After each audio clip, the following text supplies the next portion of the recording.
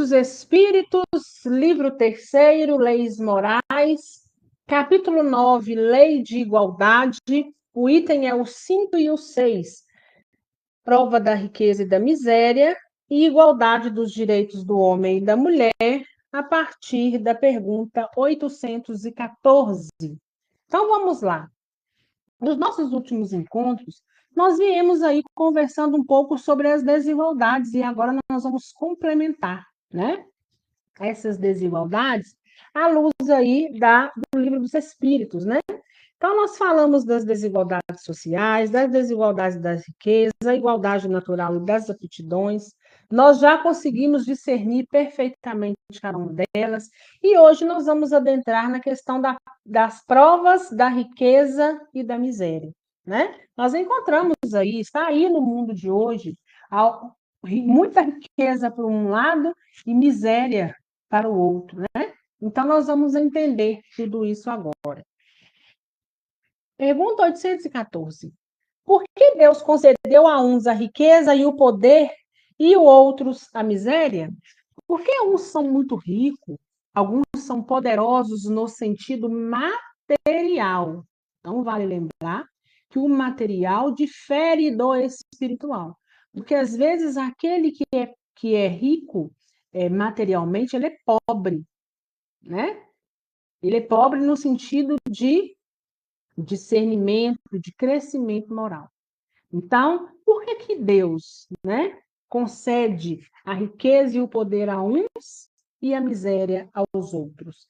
A resposta: para experimentá-los de maneiras diferentes. Ademais, como sabeis, essas provas foram os próprios espíritos que as escolheram e muitas vezes a elas se sucumbem. Então, veja bem, são provas que o próprio espírito escolheu. Nós sabemos que, procurando minha caneta, mas sumiu.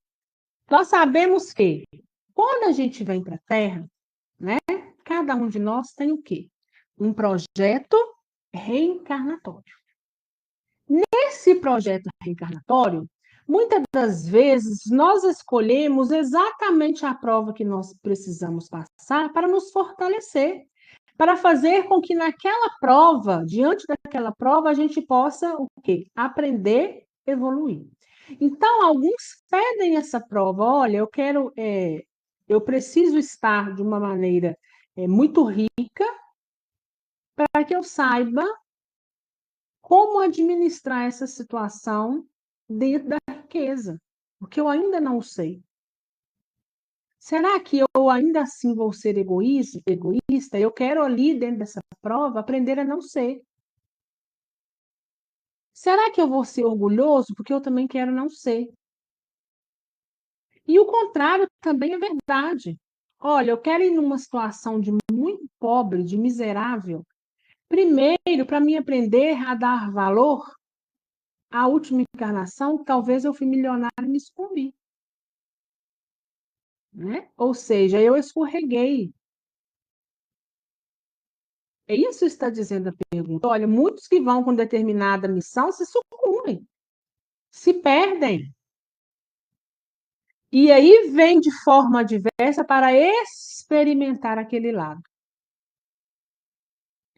Qual que é o ponto-chave? O ponto-chave nós falamos no nosso último encontro sobre as desigualdades das riquezas, nós falamos que quando você obtém algo, qual é a saída para que você não escorregue tanto? É administrar da melhor maneira possível. Ou seja, que administrar é esse? Ajudando ao outro sempre que possível. Porque aí eu tento pelo menos dar a destinação correta, né? Eu vou, lógico, suprir com as minhas necessidades, mas eu não vou ser escravo do dinheiro e não vou fazer com que você ser egoísta, né? Eu não vou fazer com que o outro, ao olhar para mim, sabe que em mim está a resposta e ainda assim eu não o faça por puro egoísmo, né? Então, uns vêm de uma certa forma miseráveis e outros muito ricos, com muito poder. O que Deus está dizendo? Os espíritos estão dizendo que Deus nos experimenta. Além das chances que nos dá, ele está nos experimentando em cada ponto que nós somos colocados. Porque tudo isso é temporário. E é ali naquela missão, é ali naquela nossa passagem pela Terra, é que nós vamos mostrar verdadeiramente quem somos. Tudo bem com o áudio, gente?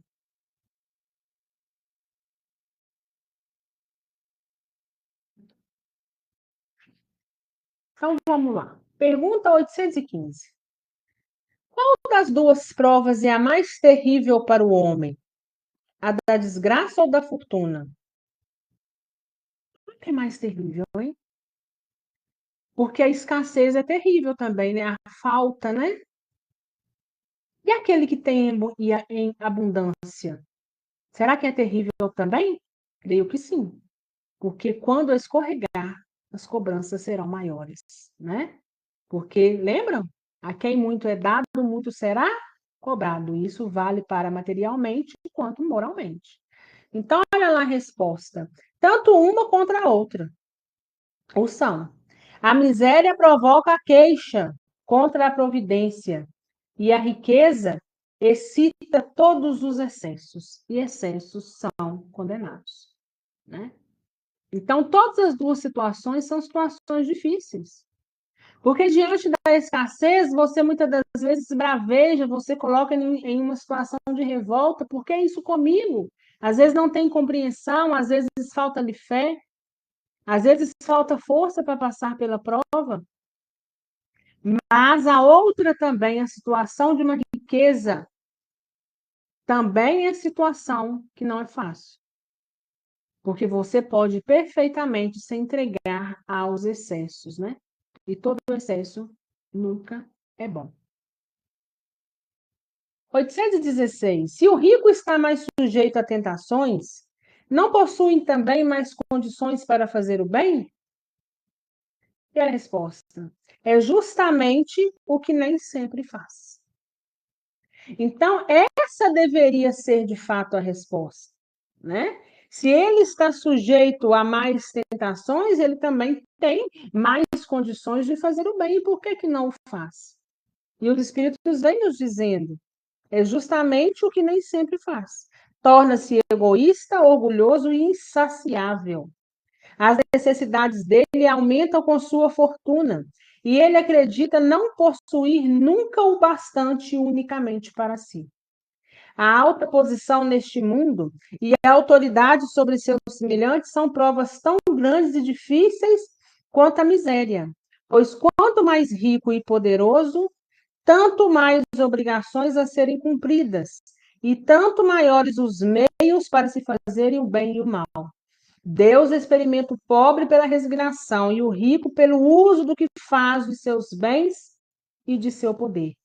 A riqueza e o poder fazem surgir todas as paixões que nos prendem à matéria, nos afastando da perfeição espiritual. Foi por isso que Jesus disse: em verdade eu vos digo que é mais fácil o camelo passar pelo buraco de uma agulha do que um rico entrar no reino dos céus, né? Então ele faz até alusão aqui para a gente dar uma olhada na questão 266 aqui do Livro dos Espíritos, né? Nós sabemos que existem exceções. Claro que tem pessoas que são ricas e estão aí dentro do bom caminho. Claro que tem pessoas também miseráveis e estão ali com resiliência, com determinação, confiantes, passando pela prova. Mas é fato que aqueles que têm um poder exacerbado, um dinheiro, um valor material exacerbado, muitas das vezes eles são sim egoístas, orgulhosos e uma palavra que define bem, insaciáveis, né?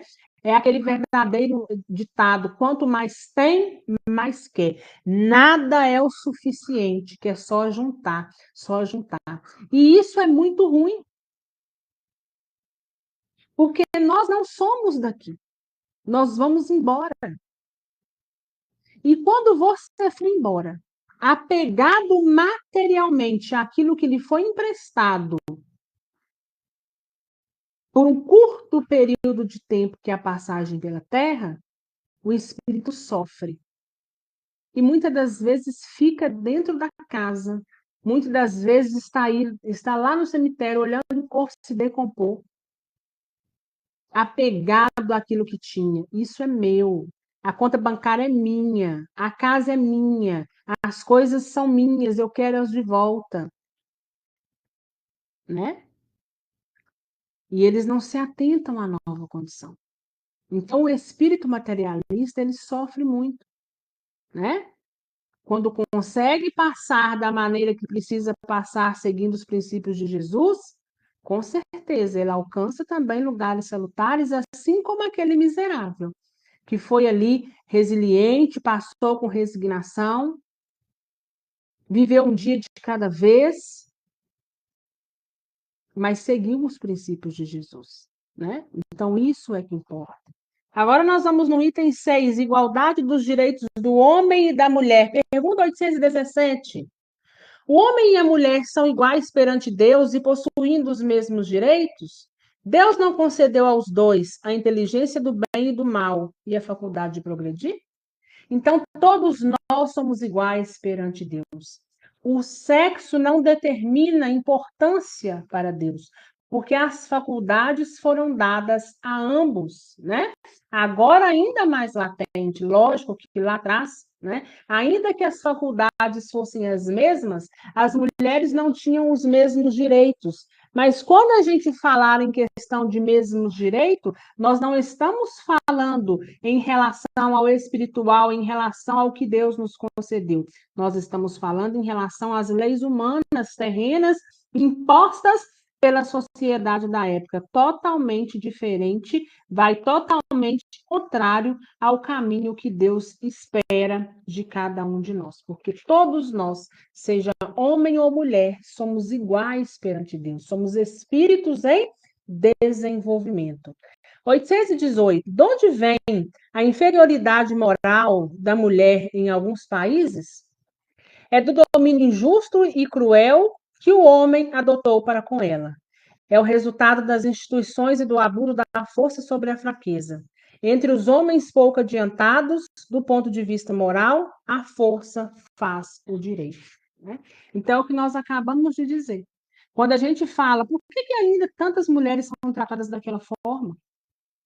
É porque aquela sociedade ainda não se desenvolveu o suficiente. Ali ainda exerce o machismo, ainda sobrepõe a força do homem sobre a mulher. Mas isso não quer dizer que tem a ver com Deus, com divindade. Isso quer dizer que isso foi desenvolvido e muitas das vezes é seguido, né, como um meio injusto e cruel que o homem adotou. Mas esse princípio não vem de Deus, nem tampouco de Jesus. 819. Com que objetivo a mulher é fisicamente mais fraca do que o homem? Para lhe indicar funções especiais. O homem, sendo mais forte, a ele cabe os trabalhos grosseiros. A mulher cabem as funções mais leves e aos dois o dever de se ajudarem reciprocamente ao passarem pelas provas de uma vida cheia de amargura. Então, veja bem, né? Então, a gente já sabe hoje, a nossa sociedade já é desenvolvida bastante, que a mulher até pode sim ser fisicamente mais fraca do que o homem no sentido da força, né? O homem tem sim mais força que a gente, e isso a gente não pode negar. Só que o que acontece? Ainda assim, com essa distinção de força, nós mulheres somos capazes de exercer a mesma coisa que os homens exercem. Né? Muita gente fala assim, eu quero ver mulher aí, mulher fala de serviço, tais serviços de homem que elas queriam fazer o mesmo, por que não vão para o serviço pesado, né? Lê do engano, porque encontra-se hoje muitas mulheres em serviços que antigamente eram destinados somente ao sexo masculino. Hoje, né, o tempo está voltado mais para o intelectual e as mulheres avançam no sentido de desenvolvimento também. Né? Então, mas uma foi criada, um mais fraco em relação ao outro, para se complementarem, para se ajudarem, para juntos unir forças para poder prosperar. Né? Às vezes, a mulher tem fragilidade de perceber uma coisa que o homem não percebe. Em contrapartida, às vezes o homem tem um determinado olhar que a mulher não está vendo por esse ângulo. Então, por isso, um completa o outro. E ambos se ajudam no desenvolvimento.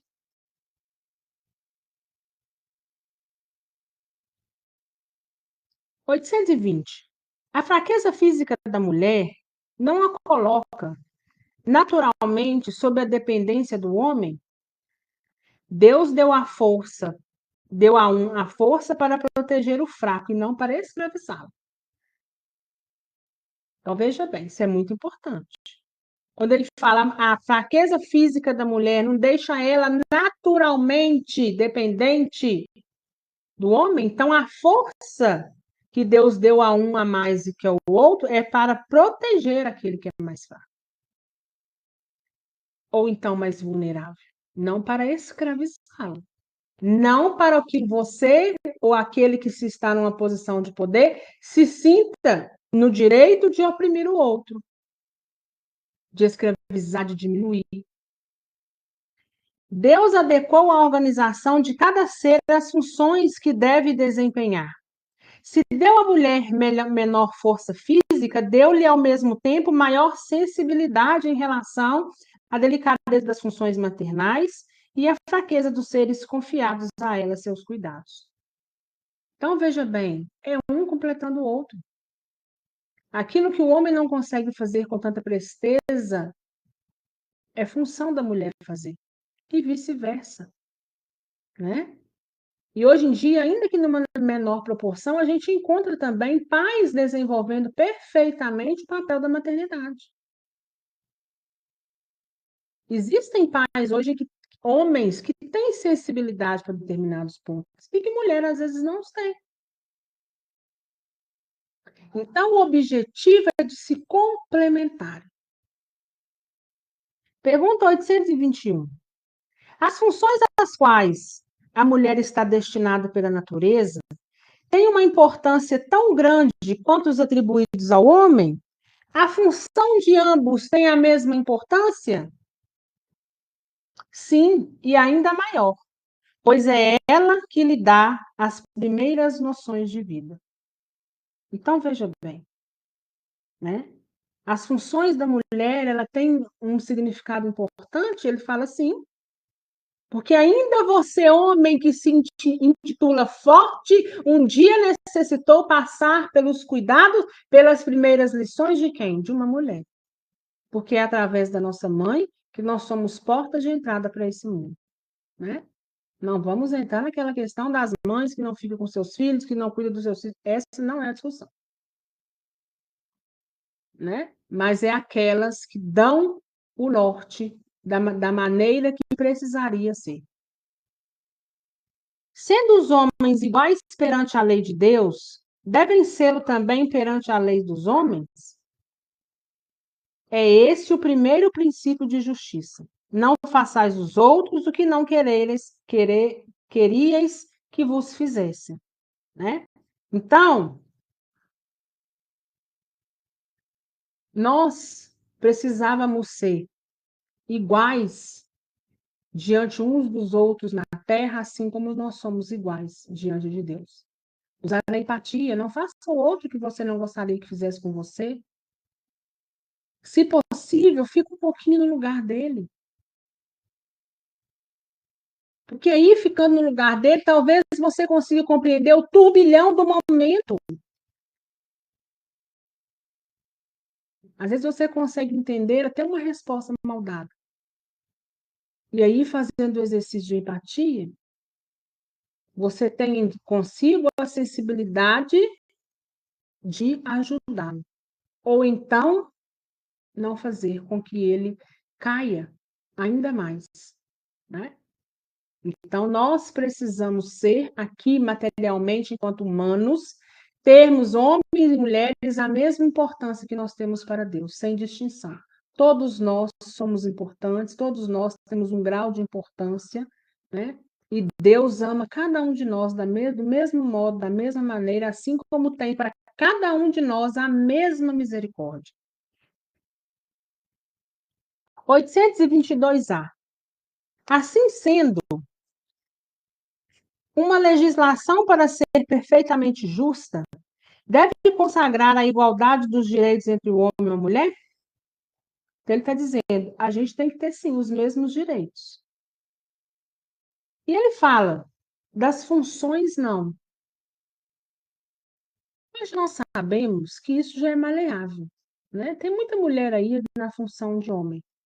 Mas aqui eu vou um pouco mais lá no primitivo, porque tem determinadas funções que só incumbe a mulher, e gerar é uma delas, né? Então, nós todos somos iguais perante Deus. Nossa legislação, para ela ser perfeita, ela tem sim que colocar ambos num papel de igualdade, mas nós temos que reconhecer que determinados papéis realmente não cabem ao homem, e determinados papéis do homem que talvez não caberiam às mulheres, né? Mas que todos nós juntos podemos nos ajudar e que todos nós juntos podemos desenvolver uma função do outro quando for possível. É necessário que cada um ocupe um lugar específico, que o homem cuide do exterior e a mulher cuide do interior, cada um de acordo com sua aptidão. A lei humana, para ser equitativa, deve se consagrar à igualdade dos direitos entre o homem e a mulher. Qualquer privilégio dado a um ou outro é contrário à justiça. A emancipação da mulher acompanha a progressão da civilização. Sua servidão marcha com a barbárie. Os sexos, aliás, só existem na organização física, uma vez que os espíritos podem tornar um ou outro sexo. Não há, sobre esse aspecto, diferença entre eles e, portanto, devem ter os mesmos direitos. Então, a gente precisa, sim, né, ter os mesmos direitos, cada um saber de uma função, até mesmo porque olha o que é que o livro dos Espíritos está nos dizendo, reforçando para nós. Espírito não tem sexo. Ao mesmo tempo que você pode estar nessa reencarnação como mulher, numa próxima reencarnação você poderá estar como homem. Tudo depende da sua necessidade. Tudo dependerá do meio que você necessita estar inserido para a sua evolução. Então, que todos nós possamos ter em cada um o senso de igualdade, assim como Jesus tem para conosco, assim como Deus tem para conosco, e assim como a espiritualidade também tem. Porque todos nós somos dignos de misericórdia, todos nós estamos em desenvolvimento. E o nosso papel principal aqui é, sendo rico ou sendo miserável, fazer o nosso melhor dentro das condições que a gente tem. Se eu hoje posso fazer uma coisa maior, uma coisa grande, que eu faça. Se eu posso fazer uma coisa que não é tão grande assim, mas é o melhor que eu posso no momento, que eu também possa fazer, tudo em detrimento de quê? Do nosso crescimento moral. Não só o meu crescimento, mas o crescimento coletivo como um todo.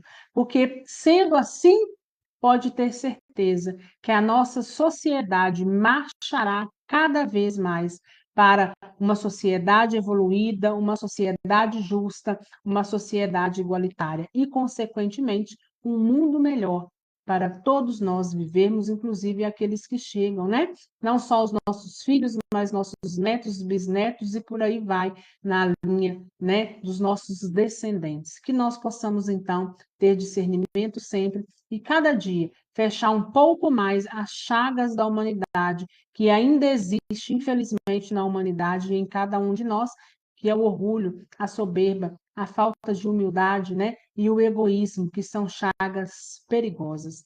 Alguma dúvida, gente?